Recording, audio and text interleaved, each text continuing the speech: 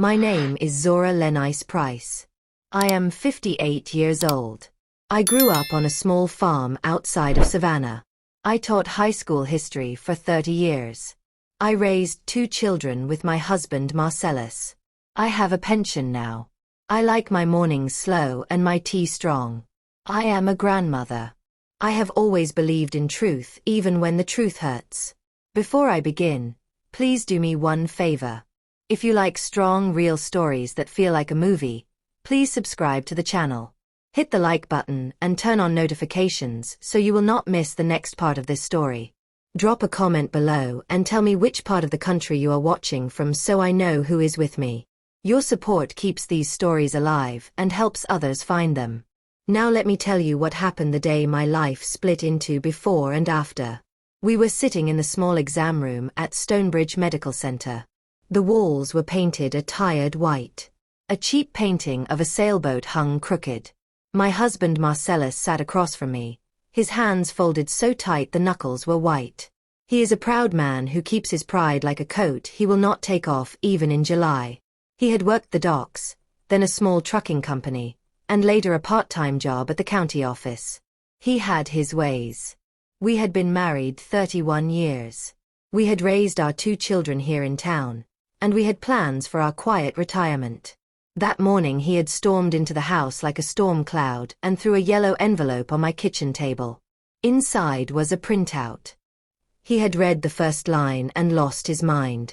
He yelled at me in a voice I had not heard in years. He said the words that split my ribs and spilled the air from my lungs. The children are not mine DNA test. He did not whisper. He did not ask. He demanded. He said it the way someone who wants a confession says it. He said it like a hammer. I laughed at him first because the idea was absurd. Me. Betrayal? I laughed because Marcellus and I had weathered worse storms and because I could not believe he would question the blood of our children. You have to imagine the room. I laughed until I saw his face turn pale. He shoved the paper toward me. It was a printed email from a lab. Someone at his office had received a surprise paternity report after a cousin asked for help and a small joke became a whole storm. He had taken the slip to work like a man clutching proof. He wanted me to feel the heat of being accused. I laughed because laughter was all I had at that moment. Then we drove to the hospital together. We moved like 2 actors in a play we had not rehearsed for. The waiting room smelled like antiseptic and perfume. A boy laughed in the corner and a woman rocked a baby. I held my purse so tight the strap dug into my palm. Marcellus kept his head down. When the doctor walked in, I remember thinking his white coat looked thinner than the last time I had seen a white coat on someone who could fix anything. Dr. Thomas Harper was younger than me, but gentle. He sat, opened a folder, and said the words slowly as if every syllable had weight. We had asked for a full family DNA panel because the paper at Marcellus' office had been confusing. He had thought it would clear things. That was what he said. He said sometimes tests make mistakes and sometimes they do not. When he read the results, I was ready to speak fast and loud and to clear up the whole mess with a joke. I had a million explanations lined up. Maybe the lab mixed up the tubes. Maybe a clerical error. Maybe someone at the office played a mean prank. I had hope like a small bird in my chest. He cleared his throat. He said, "Mrs. Price, the test is not a simple yes or no about one man being father." He said he had looked deeper because the pattern in the results did not make sense. He said the lab ran extra markers and compared the 2 children to each other and to both of you. I remember the precise sound of the second half of the sentence because everything else fell away. He looked at me and then at Marcellus and said, "The children are biologically sisters to each other, but they are not biologically related to either of you." The laughter died in me. It left like a light blown out. For a moment sound became thick. The room tightened. Marcellus made a small noise like someone whose heart had slipped into their throat. I felt my hands go numb. If they were not ours, then who were they? How could the children I had held in my arms as newborns, the ones I had nursed and scolded and watched through prom nights and broken hearts, not be mine by blood? I thought of the long nights, of holding Janelle at 2 in the morning while she cried from a bad dream, of shaking Trayvon awake for school and tucking his math paper into his folder so he would not forget. Those memories felt real. They were the kind of memories that should be proof enough that love makes a family. But the doctor held a paper and said the thing that the paper proved. Marcellus swallowed. He asked the doctor questions that landed like thrown stones. How could this happen? Who else could be the parents? Did the lab make a mistake? Could the tests be redone? The doctor nodded and explained the technical stuff in plain language. He said they would run the samples again and check hospital records. He said sometimes babies are mixed up at birth. He said sometimes names are written wrong. He said sometimes a hospital error can ripple out for years until it crashes into a kitchen table like a falling tree. I wanted to ask about the nurses who had delivered my babies. I wanted to ask about the nightlights and the smell of baby powder in the maternity ward. But instead I thought of the small bracelets my children had worn in the nursery, the ones with their names and the hospital code. I had thrown those bracelets away years ago. When the doctor left to make a call, I turned to Marcellus. He held the paper like it could be a shield or a weapon. His hands trembled a little. He looked at me, and for the first time in a very long time I saw fear on his face, not because of money or jobs, but because of something thinner and stranger. He looked at me like a man who had been walking beside me on a path, and suddenly realized the path might not have been ours at all. My voice came out small. How could this be? I whispered. He said, I do not know. He said we will find out. He said maybe the lab is wrong. But his eyes had already wandered to the corner where the nurse still stood with a clipboard. His jaw worked like he was trying to hold back a thing that wanted to say more. A nurse came back with a folder, and an old photograph slipped between the pages. It was a picture of 2 newborns wrapped in hospital blankets, taken the day the twins were born. Beside the photo was a name written in a handwriting I did not know, a name my chest recognized without meaning to. The name on that old card was not the name I had planned for my child. It was not our last name at all. I reached for the photograph and my fingers shook. The edges were softened by time. Someone else had held it before me. I did not know why my throat felt tight, like someone had tied a string around it. I did not know why the photograph was suddenly heavier than it should be. Marcellus looked at the photograph, then at me, then at the door to the hallway where the doctor had disappeared. He said, in a voice so low I had to strain to hear, Zora, maybe this is bigger than us. The room shifted and the world outside seemed suddenly very loud. A radio in the corridor played a soft gospel song. A child in the waiting room laughed. My life crouched at my feet like a scared animal and would not come when I called. The nurse looked at me with pity and then with something like resolve. She said she needed to pull old files from the record room and that this might take time. She said there might be notes, names, a bracelet, an old chart. She asked me if I remembered anything odd about the birthday. I tried to remember and found only soft, ordinary things. I could not find the strange. I left the room with the photograph in my hand. The fluorescent lights made the ink look blue, and the name looked like a secret passed from one person to another. Outside the door, Marcellus folded the printout and put it into his coat pocket. He did not look at me. We walked to the car in silence. The air that day had the cold bite of early spring. Somewhere a dog barked. I pressed my hand to my chest and felt the wild rattle there. The photograph stayed folded in my hands like a match that might still light a whole forest. When we reached home, the front door was unlocked. I do not remember unlocking it. Inside, on my kitchen table where the yellow envelope had been, sat an old hospital bracelet in a small clear bag that I had kept for no other reason than habit. It had both our names on it. Under it, someone had placed a folded piece of paper with a name I did not recognize. I opened the paper. The words on that paper were not meant for me to find.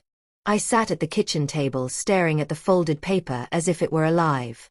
My hands trembled so hard that the paper rattled like a leaf in the wind. I could hear my own heartbeat in my ears, loud and stubborn. The photograph from the hospital lay beside it, the ink fading but the truth hiding inside it sharp as glass. Marcellus hovered near the doorway like he did not want to come closer. He leaned on the frame with his head bowed. The light from the small kitchen window hit his face just enough for me to see the worry etched in his forehead. It struck me that in 31 years of marriage, I had seen this man angry, tired, proud, confused, but never scared like this. Not until today. I unfolded the paper slowly. The handwriting was shaky, old, almost trembling off the page. At the top was a date. The year matched the year my daughters were born. My eyes followed the line to the message. I froze when I reached the first sentence. My breath caught. I blinked because I thought maybe my eyes were playing tricks. I know what happened the night your children were born. I have carried this secret for too long. I could not read further. I could not move. I sat there with the words burning into me. Someone had known. Someone had known for almost 30 years. Someone had watched us raise children that were not ours by blood and had said nothing. A wave of heat washed over me. My cheeks burned, then my chest, then my eyes. I felt the sting of tears but blinked them back. Marcellus stepped closer now, slowly, like he feared the room might crack open if he moved too fast. He nodded toward the paper. What does it say? I did not answer at first. I read the next line silently. Your babies were not placed in your arms by accident. My hands went numb. A hospital mix-up was one thing. But this sounded different. This smelled like something done with intention. I read on. I was a nurse in the maternity ward the night your daughters were delivered. There were 2 babies born at the same time. Something happened. Something I have not been able to forget. If you want to know the truth, you must come to me before the hospital destroys the old records. At the bottom was a name. A name I recognized. A name I had not spoken in years. Bernice Dalton. My knees turned weak. I pressed my fist to my mouth to stop a sound from coming out. Bernice had lived on our street when we moved into the neighborhood. She had been kind but quiet, the type of woman who seemed to carry a private sadness. She had moved away years ago, after retirement. I had heard she relocated to a small nursing home in Cedar Ridge.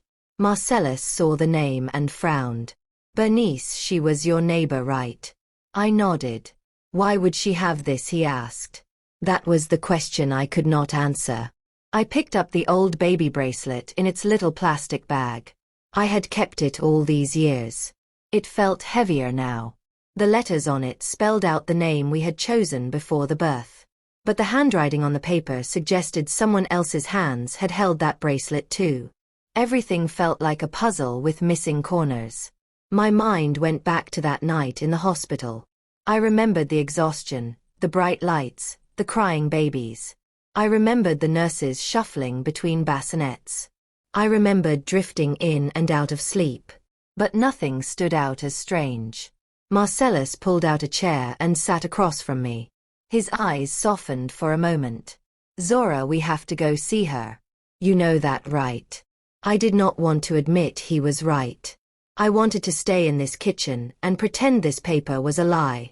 I wanted to pretend none of this had happened. But the truth was staring at me from the page.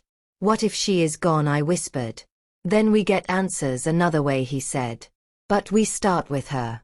I folded the paper and slipped it into my purse along with the photograph. I stood slowly, feeling the weight of all the years pressing down on me. When we stepped outside, the air smelled like rain, even though the sky was still bright. As we drove toward Cedar Ridge, my mind churned through memories like old film reels. I saw myself holding tiny hands, braiding hair for picture day, wiping tears after scraped knees, praying over them during sickness. How could all that love not count for something? How could biology erase 30 years of being their mother? The nursing home sat on the far end of town, an old brick building surrounded by tall oak trees. The wind made the branches sway like slow dancers. The place looked peaceful.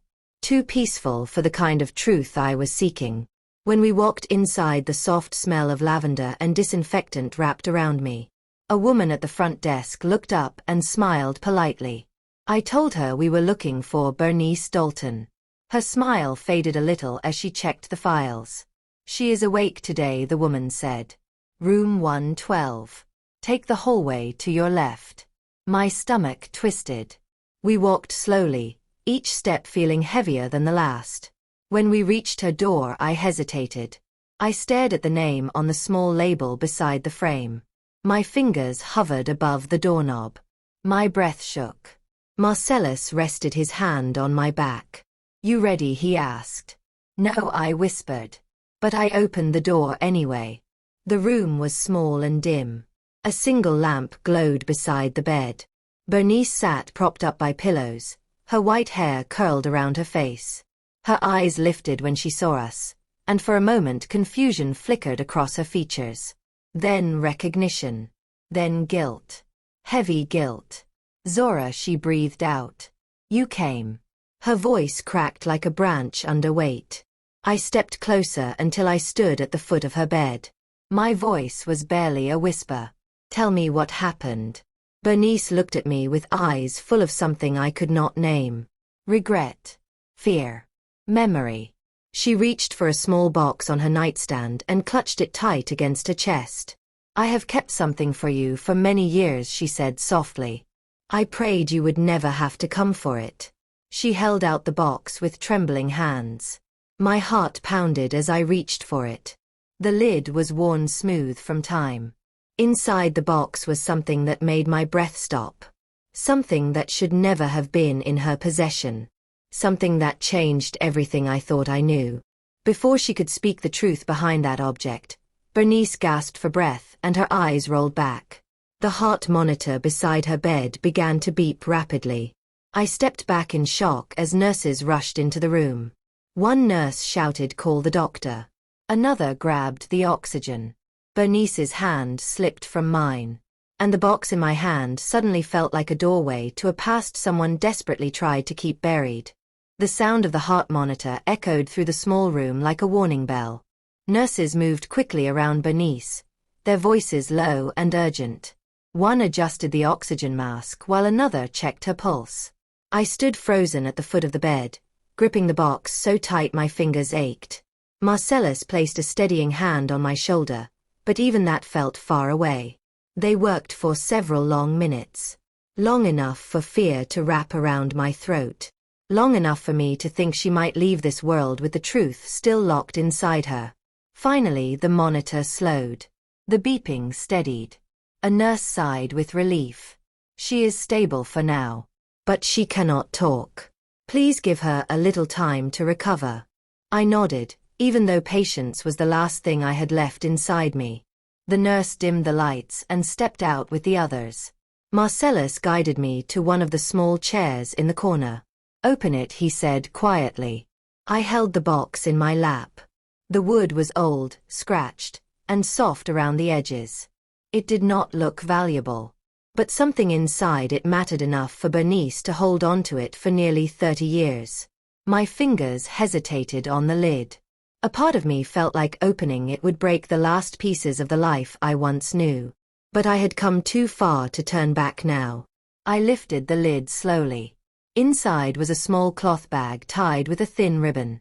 The fabric was yellowed with age.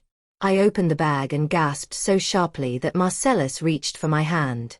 Inside the bag were 2 newborn hospital bracelets. 2. Not the one I kept in a plastic bag back home. 2 entirely different bracelets with different names. Names I had never spoken. Names that were not mine. Names that belonged to the children I had never held.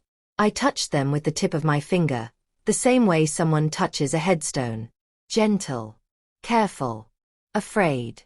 "Why does she have these?" I whispered. Marcellus shook his head slowly. His jaw tensed. "Someone switched the babies. And she knew it." I stared at the bracelets. The ink on the names was faded but still readable. I mouthed the names. My heart shuddered. Marcellus ran a hand over his face. "Who are they?" he asked. "And where are our real children?" The question shot through me like lightning. I had not allowed myself to think about it. Not fully. The pain of imagining 2 children out in the world, raised by someone else, with someone else's last name, made my chest ache so deeply I had to grip the chair to stay upright. Before I could gather my thoughts, the door creaked open again. A nurse stepped inside. She looked at us with a careful expression. "Bernice wants to see you." I stood instantly. My hands shook. I followed her back to Bernice's bedside. The older woman's breath was shallow but steady. She motioned weakly for us to come closer. Her voice was barely more than a whisper. "I never wanted this," she said. "I never wanted any of it." "What happened?" I asked. "Please, tell me." She blinked slowly, tears slipping from the corners of her eyes. "There was another woman that night in the maternity ward," she said. "A mother who came in screaming and fighting everyone. She did not want her baby. She kept shouting that the father would kill her when he saw the child. She begged us to switch the newborn with another so the man would never know." My stomach lurched. Bernice continued, her voice almost trembling apart. "I refused. But one of the nurses," she panicked. "The mother threatened to hurt herself right there in the ward. So she switched them. And when the morning came, she was too afraid to undo it. Too afraid to tell the truth. And then it was too late." My hands gripped the bed rail. My legs felt weak. "You knew they were not ours," I whispered. Bernice nodded, guilt flooding her expression. "I wanted to tell you. I tried. I wrote that letter. I kept those bracelets. But the hospital threatened anyone who spoke. They said it would destroy the whole place. Careers. Lives. I was a single mother myself. I was scared. I could not risk losing my job. But every year I prayed you would never find out." Marcellus clenched his fists. His voice shook when he spoke.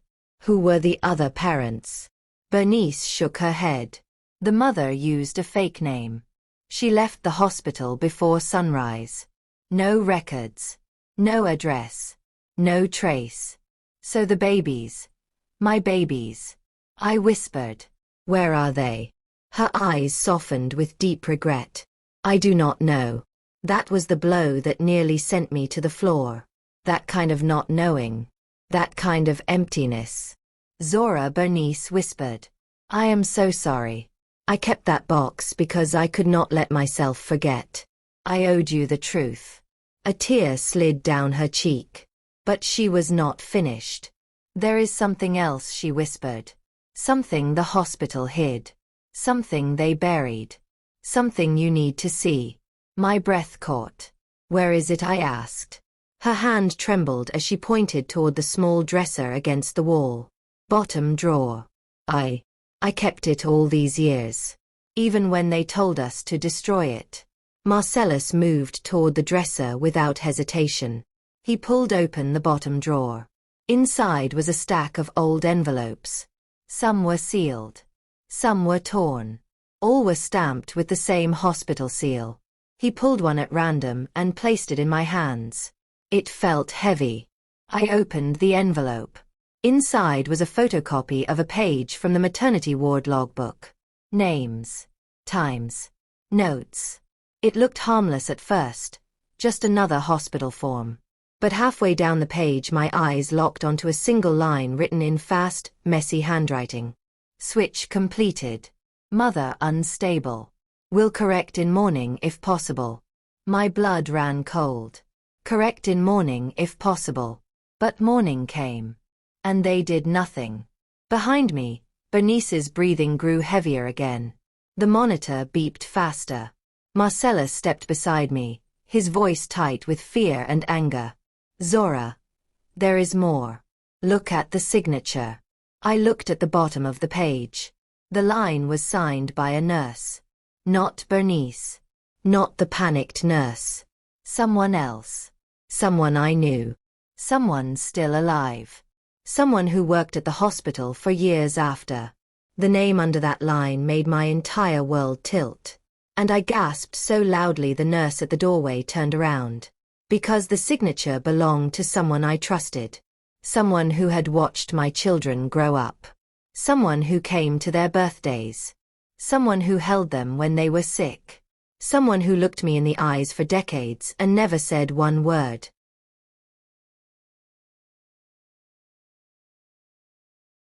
The name on the page hit me like a blow to the chest. Nurse Yvonne Jurel. My best friend for almost 20 years. The woman who brought casseroles when the kids were sick. The woman who braided my daughter's hair on Sundays when I was too tired after work. The woman who sat in my living room drinking sweet tea and laughing like she belonged there. She had watched my children grow from babies into adults. She had hugged them, given them birthday cards, whispered prayers over them. And all that time she had known something I did not. My fingers tightened around the page until the paper almost tore. I felt a cold numbness creep up my arms. She signed this, I whispered. She was there. She knew. Marcellus paced across the room, jaw clenched so tight the muscles twitched. He stopped by the window and turned back to me. If she knew and did not tell us, he said slowly, then she was part of it. The words hung in the air, heavy and dangerous. Bernice stirred in her bed, her breath shaky. I moved closer to her. Her eyes fluttered open for a moment. Bernice, I whispered. Why did Yvonne sign this? What was her role? She blinked, gathering strength like someone fighting through pain. Yvonne. She was the supervising nurse that night Bernice managed. The one everyone answered to. She said the switch was a temporary solution. She said she would undo it before morning rounds. But when morning came, everything was quiet.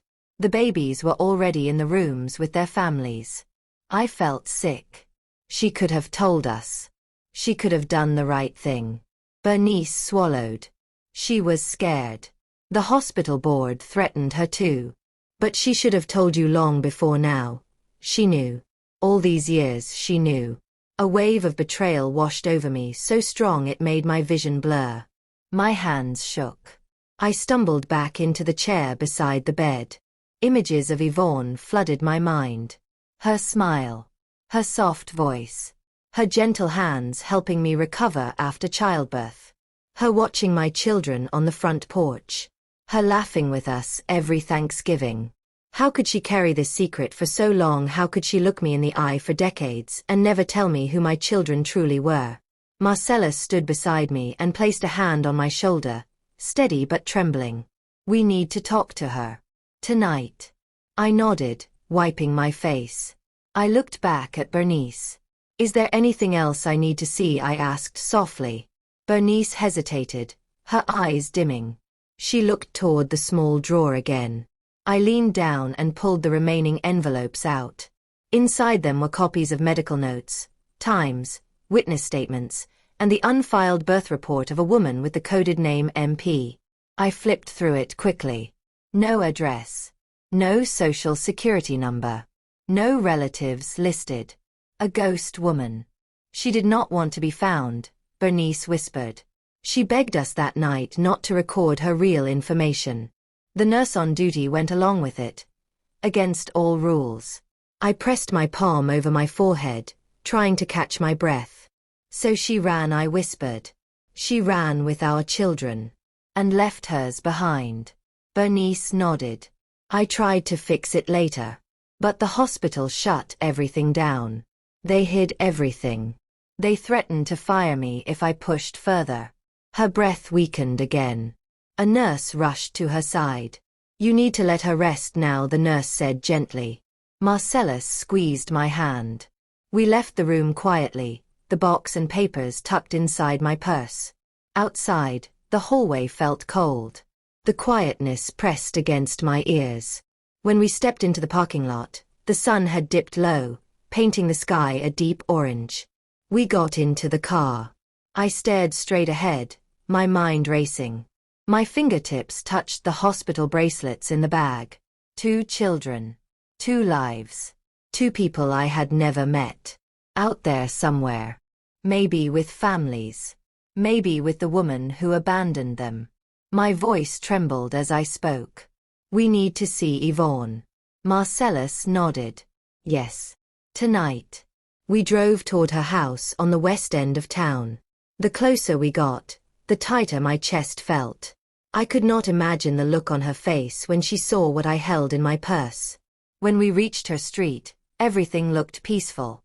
Children played on the sidewalk. A neighbor raked leaves. A dog barked behind a fence. I stared at the familiar porch, the swing she painted blue, the hydrangeas she planted with my daughter when she was 12. I stepped out of the car, my legs heavy. Marcellus walked beside me. I climbed the steps and knocked. A moment passed. Then the door opened. Yvonne stood there holding a cup of tea, wearing her slippers, her gray hair tied up. She smiled when she saw us. A soft, familiar smile. "Zora," she said warmly. "What a surprise. Come in. Everything all right?" I could not speak. I held up the logbook page instead. Her smile froze. Her eyes widened. Her hand trembled. I saw guilt hit her all at once. Yvonne looked at the page, then at me, then at Marcellus. "Where did you get this?" she whispered. Her voice cracked. I stepped inside slowly, closing the door behind me. "Yvonne," I said, "I need you to tell me the truth. Now." She backed up until she reached the edge of her sofa and sank onto it. She pressed her hands together, shaking. "I never wanted you to see that," she whispered. My voice hardened. "But you signed it." She nodded slowly. Tears began to gather in her eyes. "There was a switch that night. But you do not know the whole story." My stomach twisted. Marcellus sat beside me, his posture tense. Yvonne swallowed fast. Her voice trembled as she whispered words that made the air leave my lungs. "The babies were switched. Yes. But not by accident. And not only because of the mother who wanted to hide. Something else happened that night. Something bigger. Something darker. Something the hospital never wanted you to know." My pulse hammered. "What are you talking about?" I whispered. Yvonne looked at me with trembling eyes. The mother was not the only one who asked for a switch. There was someone else in the room that night. Someone you know. Someone who had a reason to change everything. "Who?" I asked. Yvonne wiped a tear from her cheek. Her voice came out in a whisper that felt like thunder. "Your husband." Marcellus froze. I stared at her. My world tilted sideways. And everything went silent. The room fell silent so fast it felt like the air had been sucked out of it. I stared at Yvonne. My throat tightened. My fingers went numb. My heartbeat thudded in my ears like footsteps in an empty hallway. My husband. My Marcellus. The man who had stood beside me in that hospital room 31 years ago. The man who had yelled, "The children are not mine," just hours earlier. He stood now as still as a statue. His face froze. His breath caught. For a long moment, he said nothing. I spoke first, my voice shaking. "What do you mean he wanted the switch?" Yvonne pressed both hands over her face, trembling. She looked like a woman trying to hold years of guilt inside her palms. "Zora," she whispered. "That night, Marcellus came into the maternity ward during the chaos. He overheard what the other mother said. He knew she wanted to hide her baby. And he knew the nurse was panicking. I felt the floor tilt beneath me. "Say it," I said quietly. "Tell me what he did." Yvonne lowered her hands slowly. Tears clung to her lashes. "He told us to do it. He told us to go through with the switch." My breath left my body in a broken gasp. "Why?" I whispered. "Why would he do that? Why would he want to switch our children?" Marcellus finally moved. He stepped back until his shoulder hit the wall. His eyes were wide, wild, like a man running out of places to hide. "Zora, listen," he said. "Please." But the anger inside me rose like a wave. "Answer the question," I demanded. He swallowed hard. His jaw clenched. His chest heaved. "I was scared," he finally said. "Scared the babies were not mine." The words slid into my chest like a blade. He continued, voice trembling. "I had doubts. Back then. Before they were born. I thought maybe you had been with someone else. I had no proof. But that thought poisoned me. And when I heard that other woman begging, I thought we could solve all our problems at once. I felt something inside me break. You thought switching our children was a solution. His eyes filled with tears. I was young. I was stupid. I thought if they were not mine, then maybe it was better to just start clean. Start clean. Like a family was something you delete and replace. My hands began to shake. I gripped the edge of Yvonne's coffee table so hard my knuckles whitened. You let me push out 2 babies and you stood there thinking about starting clean, I whispered. He shook his head, tears rolling now. I regretted it the moment it happened. But I thought, no one would ever know. And then we fell in love with the girls. I could not undo it after that. I tried to bury it. I wanted to scream. I wanted to hit him. I wanted to run into the street and keep running until the ground turned to dust. Instead, I sat down slowly, my whole body trembling. I looked at Yvonne. And you went along with it. She nodded, head bowed. He begged me. He said he did not want you hurt. He said it was better this way. He said the babies would be loved by you and him. I was wrong. I know that now. I stared at her for a long, empty moment. The woman I trusted. The woman who braided my daughter's hair. The woman who watched them take their first steps. She had known all along. I took a deep breath. Then another. But nothing inside me settled. I turned back to Marcellus. You questioned my loyalty for decades. And it was you who did this. He dropped his head into his hands. I know. I know. I hated myself for it. Every day. I tried to forget. I tried to be good to you. I tried to raise our daughters right. I thought love could cover my mistake. My voice rose.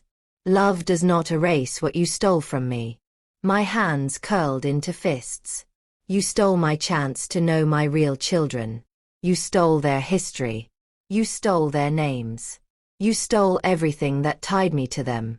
He sobbed now, knees weak, leaning on the back of the chair. I am sorry, Zora. I am truly sorry. His words hit me but did not enter. I felt numb. Cold. Hollow. I stood up and walked toward the front door. Zora, wait, he begged. I turned slowly. I have nothing to say to you right now. Nothing. Yvonne rose from the sofa and reached toward me. Zora, I never meant to destroy your life. I pulled my hand away before she could touch me. Both of you did destroy it, I said quietly. You took something from me that I can never get back. And now my daughters, my girls, they might not even know who they truly are. My voice cracked. And somewhere out there, my real children are living a life that was supposed to be mine to guide. Marcellus took a step forward. Zora, please. Do not leave like this. We can fix it together. We can look for them. I will help. I backed away. You are the reason I have to look for them. I opened the front door. The cool evening air brushed my face like a slap. I stepped outside. Marcellus followed me onto the porch. Zora, he pleaded. Do not go. Not like this. I faced him, voice firm. You wanted a clean start. Now you can have one. He froze. His lips parted but no sound came out. I continued. Do not follow me. Not tonight. Not tomorrow. Not until I decide if I can even look at you again. And before he could say another word, I walked down the steps, got into the car, and drove away on my own. I did not know where I was going. I did not know what I would find next. I only knew one thing. If my real children were out there, I was going to find them. Even if it broke me. I did not sleep that night. Not even for a minute. I lay awake on the couch, wrapped in a blanket that suddenly felt too heavy. The house was silent except for the hum of the refrigerator and the faint ticking of the wall clock. Every tick felt like a warning. Every second felt like something shifting beneath my feet. I stared at the ceiling while replaying Marcellus' words from chapter 5 over and over. I did not ask for a switch. I did not even know it was happening. But Yvonne had insisted he knew. And the hospital records pointed at something stranger. Something deeper. Something unfinished. By sunrise my body felt like it had aged another 10 years. When I finally stood up, I moved slowly, my joints stiff from a night of fear and confusion. I walked into the kitchen and found Marcellus sitting at the table with his head in his hands.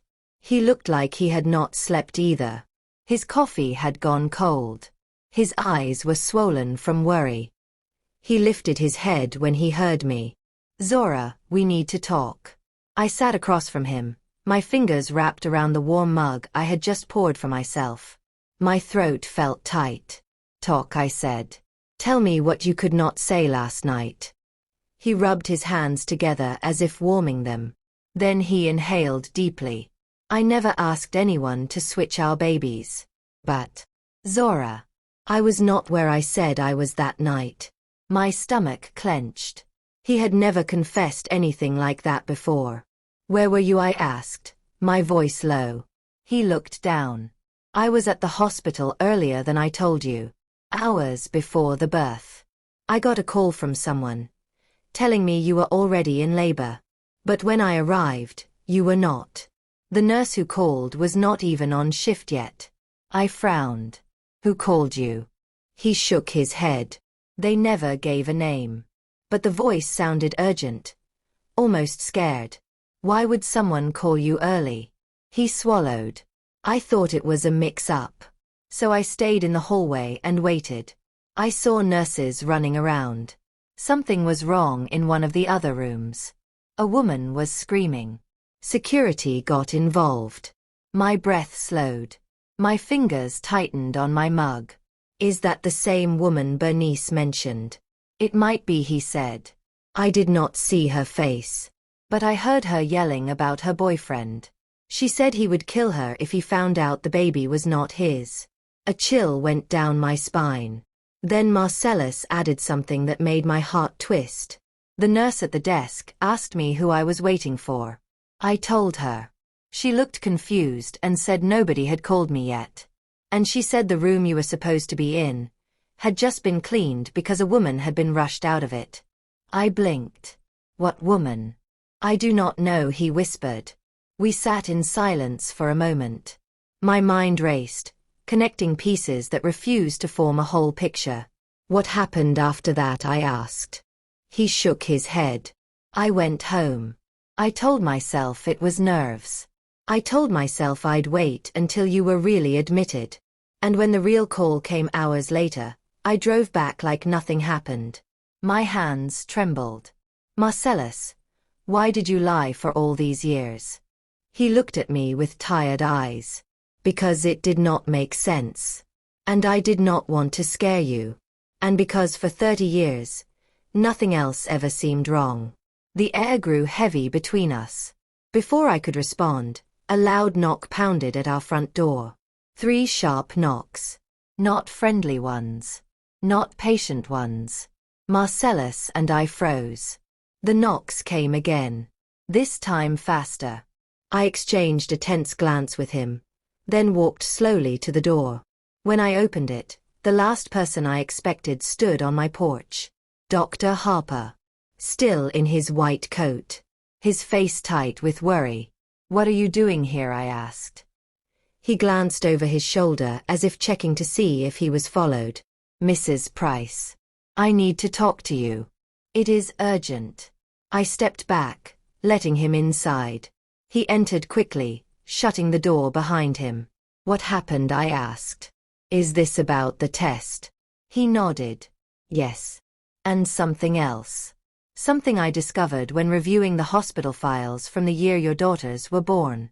I felt my heartbeat quicken. He placed a folder on the table. It looked thicker than before. He opened it and pulled out a photocopy.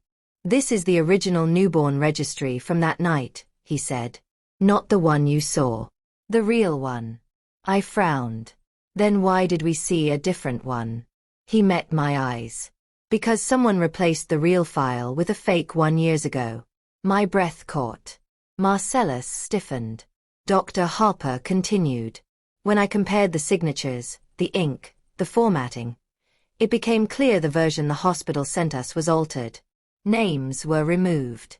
Which names? I whispered. He pulled out a single sheet of paper. This name was erased entirely from the record. He slid the paper toward me.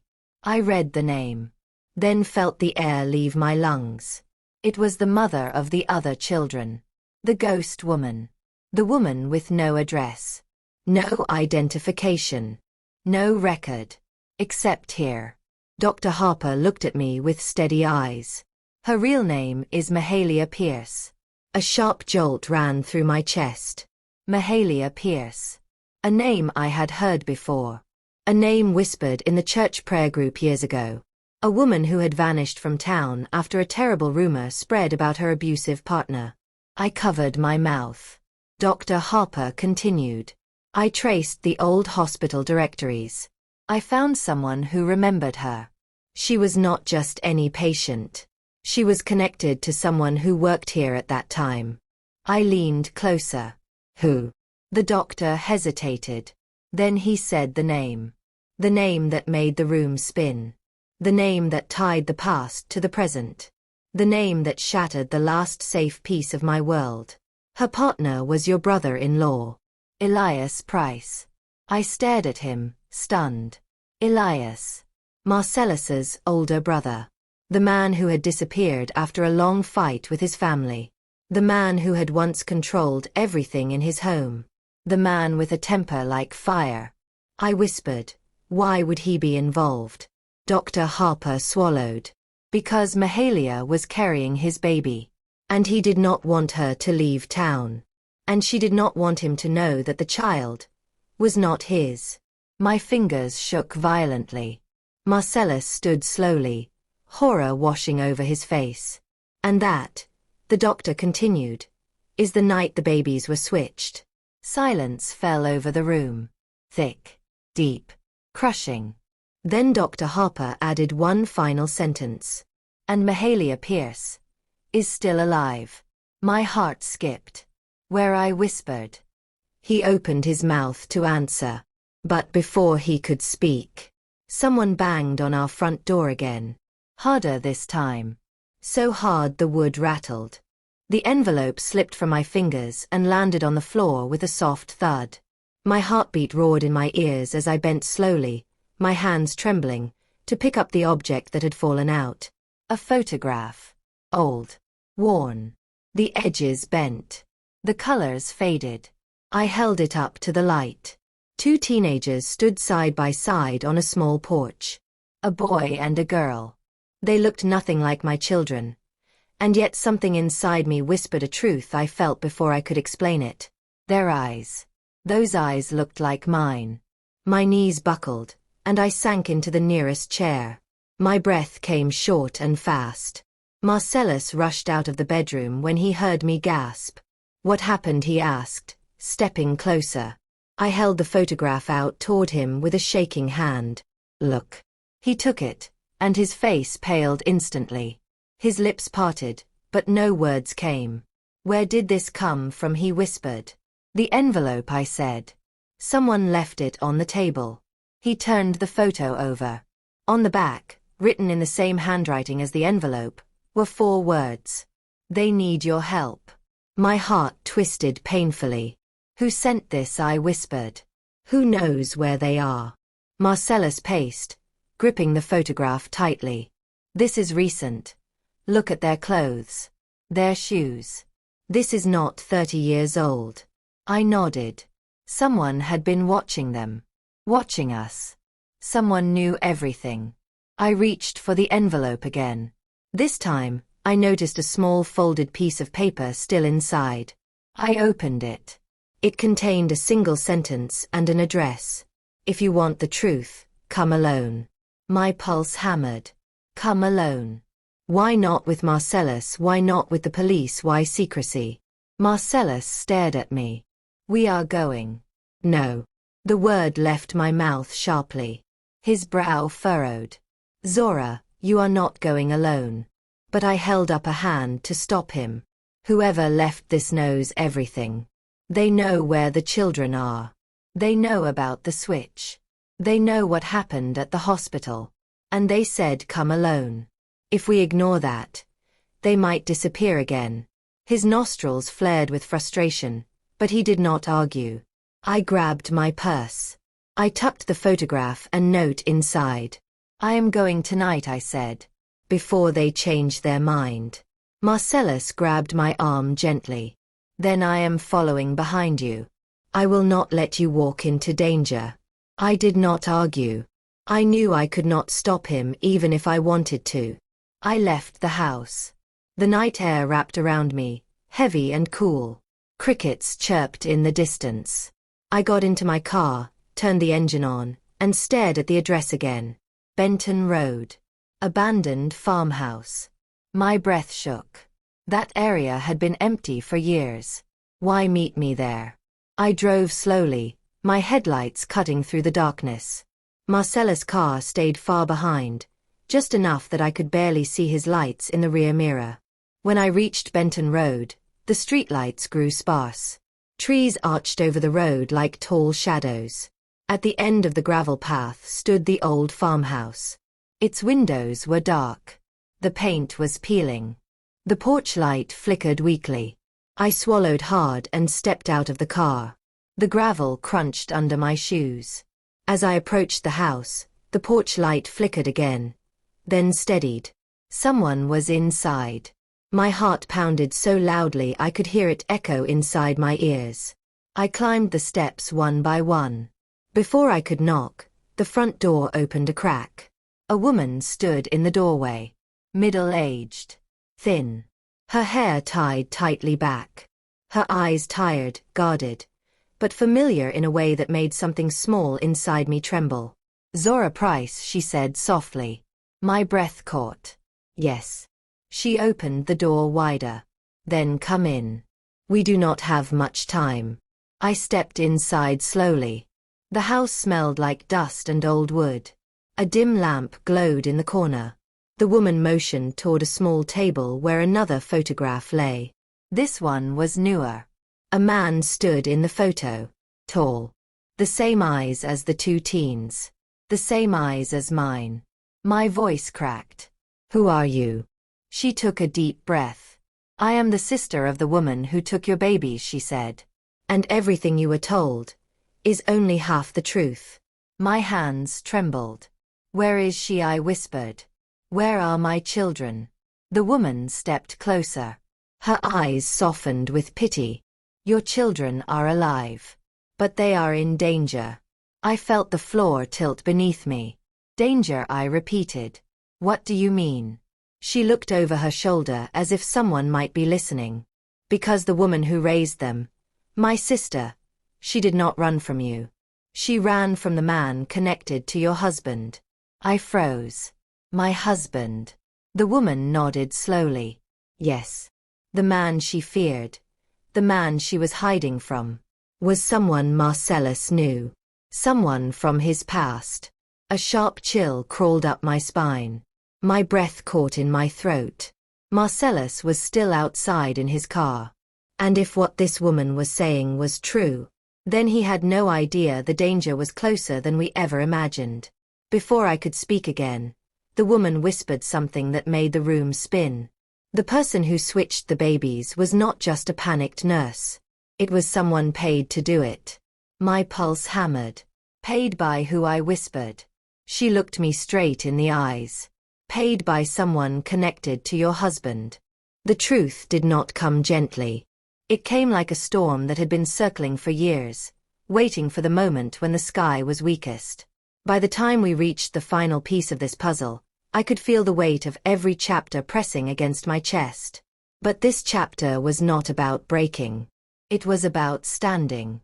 I woke early that morning, long before the sun stretched across the kitchen window. I sat at the table with the box of hospital papers spread out in front of me. The 2 bracelets. The logbook entry. The envelope marked with the name of the ghost mother. And the note Bernice left behind before she slipped into her final sleep. She passed 2 days after our visit.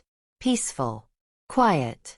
with her hands folded on her chest as if she had finally forgiven herself. Her note was written in the same shaky handwriting as the first one, but this time it carried a calmness. Find your daughters. Protect them. And protect the ones you raised. All 4 of them are part of you now.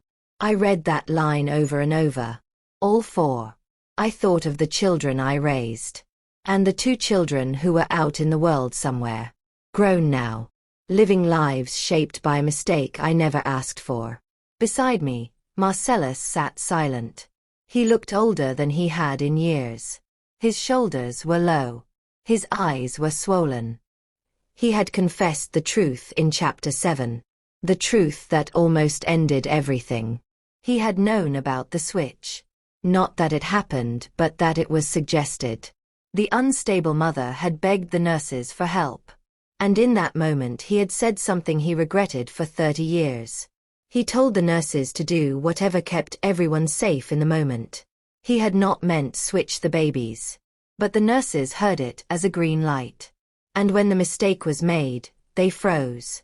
And he froze too. He was young. Thrown into panic.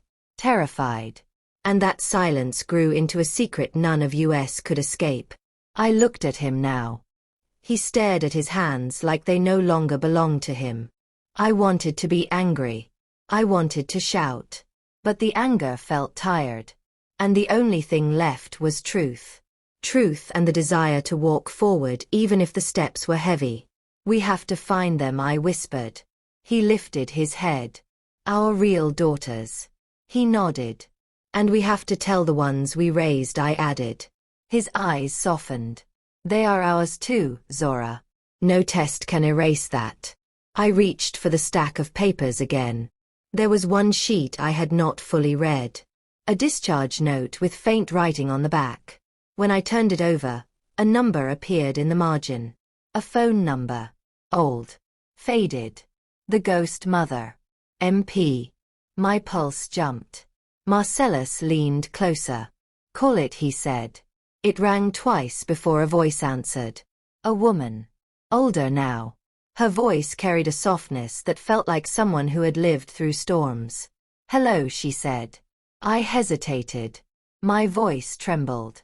I think you may have had children at St. Mary's Hospital in 1993. Silence. Then the woman let out a breath that sounded like a door opening after years of being locked. I hoped this day would never come, she whispered. But I always knew it would.